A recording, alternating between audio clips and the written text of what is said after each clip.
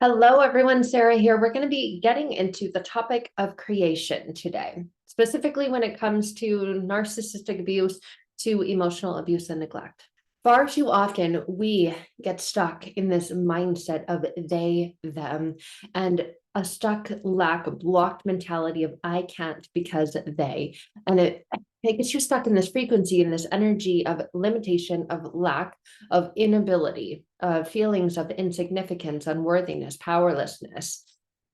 Your power comes from within, not from them. I remember years ago seeing a quote that says, your power comes from within, not from men. And being a woman who has experienced narcissistic abuse from men, I related with that. But I didn't quite get it. I didn't quite land in the place that it needed to land in then, but it clearly landed somewhere because I'm able to recall and remember it today. And today it has a very different energy, a very different frequency, and a very different message. A message that's delivered, and when it's delivered, it lands right in the center of the target.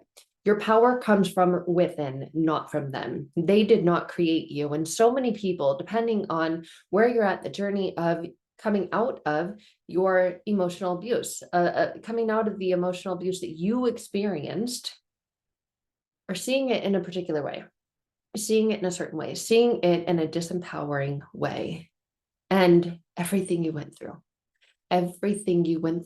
everything that was created in that relationship is there for a reason. It has a purpose and it has a reason. And all too often, we're focused on things that they want us to be focused on. We're focused on distracting things. We're focused on look over here, look over here, look over here. Because when you look at where you're really intended and designed to take a look, you see the truth. You see the truth that you are good enough, that you are powerful enough, that you are capable enough, that you are worthy enough, that you are deserving enough, that you are enough.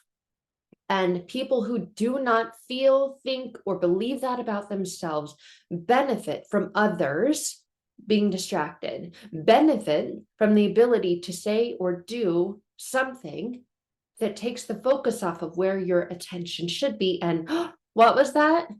And away from that, because that is your power and that is your purpose. And when they can come in and say something and you allow yourself to look over there, to be diverted, to be distracted, it's taking away from your own personal power. They were not creator. They were not your creator. They created certain experiences. They had a part in creating certain thoughts because of the things that they did and they said. Because thoughts create words, words create feelings like, I've never thought about it that way. And so many times, because we're human, we're perfectly human, we're imperfectly human, we get diverted, we become distracted, and we become focused on other things. And because we're so self-centered and so focused on ourselves, all of us, all the time, I think this, well, I feel like this, well, I think that you shouldn't do this, well, I don't think that I wouldn't do that, I would do this instead. We're very self-centered as humans. So we always bring it back to us. We always turn it around and apply, well, our perspective is, well, I wouldn't do that. She shouldn't have said that. He shouldn't have done that. We make it about ourselves, but we make it about things that usually hurt ourselves. We take it personally. They said this, and it meant this about me. We attach to it. We connect to it. We make it mean something about us. And because negativity has a heavier energy and frequency, it feels like it lands lower. And it feels like, oof. That's usually why you feel it. You feel it in the pit of your stomach. You feel it in your chest. It's never landing in our head like, oh, that's an awakening, a lightning moment. Thank you so much. And that's about elevation and about rising. When you get to that place within you and you heal the unhealed wounds, things land in a different place. They land in a place where you can actually create a space around them that allows you to process them more easily. And you can see things like, I'm not sure. I have a different thought. I have a different feeling. I have a different opinion. That doesn't need to mean that it means anything about me because you said this and your perspective is that. Okay. And you can get to this place of indifference instead of this place of intolerance where you feel like, and you just hate the world because it's out to get you.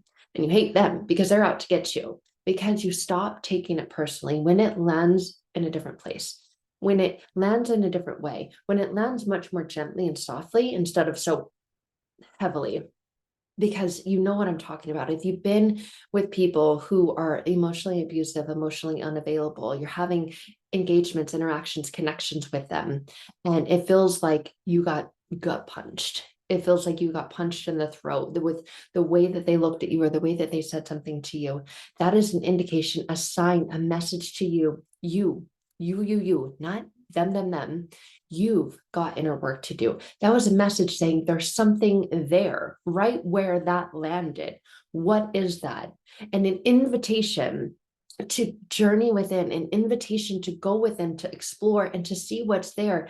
And so many people have so much fear around that. Well, I don't know what's going to be in there.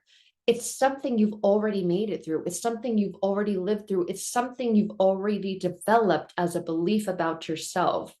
And so many people get stuck in, I can't go back to the past. It was too painful. You've already survived through it. You've already lived through it. And there's something there that's been trying to get your attention saying, hey, me, pick me. I want to change. I know the answer. Please pick me. I know what it is. And you're sitting there like, no. I'm going to call on someone else.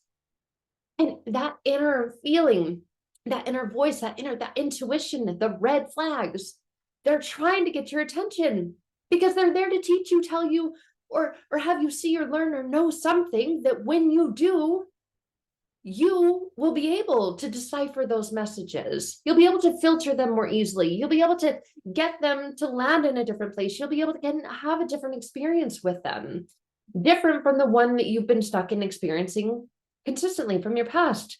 When this person says this, I feel like this. Right. You want to feel different? Yes. Well, I don't know how. Well, what is it that has you continuing to do the things that you do when you feel that way? I don't know.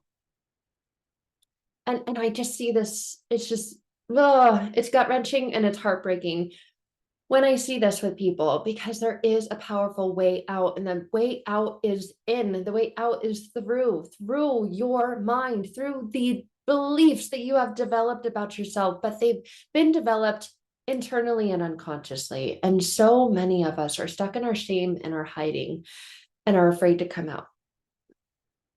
Afraid to come out of the darkness into the light because the truth is there. What will that say about me? What will that reveal about me? And we think we have to air our dirty laundry in order to clean it. There are other ways of cleaning. You don't need to hang it out on the line and let it air dry.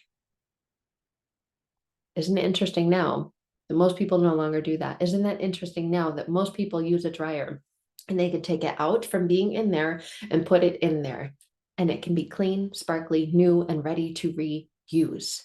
Same thing. The same thing with the inner unconscious beliefs that we have had. They were taken out of there, put in there, they were changed, they were altered, they were damaged. We can take them out of there and put them in there. You don't need to air your dirty laundry out. You don't need to think that you need to go back to the pain from the past and relive it. You actually can't. But you can analyze, you can look at, you can process it in a way that is more powerful, helpful, positive, and beneficial to you today. By changing them, by reprogramming those beliefs, by rewiring them, looking at them from another angle, from a different perspective. You can't go back to the past. If your original wounds were caused when you were 3 years old by something a parent said to you, by this, Mom, look at me, yeah, not right now, I'm too busy. And in that moment, there was a pustule or a seed that was planted in your unconscious mind, an unconscious belief that was developed. I'm not worthy of receiving respectful love, connection, attention, adoration. I'm not worthy because I really was so excited to tell my mom that, and she doesn't have time for me. So now, because that seed was postulated and planted and feels so familiar, I unconsciously look for people who give me the feeling of an experience that's the same because it's familiar. I'm used to it. Now I attract narcissists. Now I attract other people in my life who are emotionally unavailable and neglectful. Now I'm in relationships with people where I'm jumping up and down. Hey, look, see me. Yeah. That's cool. Yeah, good for you. And I'm left feeling horrendous, horrible. I'm left feeling beat up. I'm left feeling like I got gut punched. I got punched in the eye. I don't have a black eye, but why do I feel this way? Well, because it feels like you got punched. You got punched emotionally. And you're continuing to get into situations and relationships where that's the experience. And that is because of the unconscious beliefs that were postulated, that were planted, little seeds in the fertile soil of your unconscious mind that have grown, that have bloomed, that have blossomed, that have developed. And now it's like, I can't see the forest through the trees. What? There's a forest out there. There's sky out there. What, you mean you can get out of here? There's a whole new world in there? Yeah. Yeah. You got to remove the thing that's blocking you. You got to chop down that thing that's in your way. And there's many ways to do it. It's like there's many ways to dry laundry. You can hang dry if you want to, but why would you want to? Especially if your underwear has brown streaks on it. You can get new underwear, but once there's holes in them, I'm gonna wait till Christmas, and I know my mom gets me underwear every year.